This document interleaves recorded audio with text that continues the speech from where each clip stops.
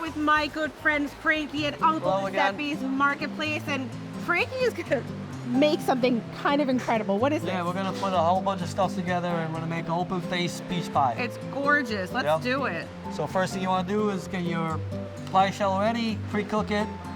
Then you peel and score your peaches. You pop them on a pan, add a little sugar. Gotta have the sugar. Yep. Squeeze half a lemon of each. All right. About 10 minutes in, nice and coagulated. Look at Got that. a nice jelly on it. Put this in your pie, spread it around. Now you got your half peaches. Take the pit out, and you place them inside, facing out. Make sure you get as much of peaches as you want. I mean, if you're a peach fan, this is like this is it. Heaven. Yes. Nice. Right, then you're gonna pop this in the oven for about 35 minutes at 365 degrees. Okay, so it comes out of the oven. Wow. This is how it looks. Look at that beautiful glaze. Yep. Grab your cake crumbs. This is the fun part. You're gonna get yourself a couple of blueberries. Have a little fun with it.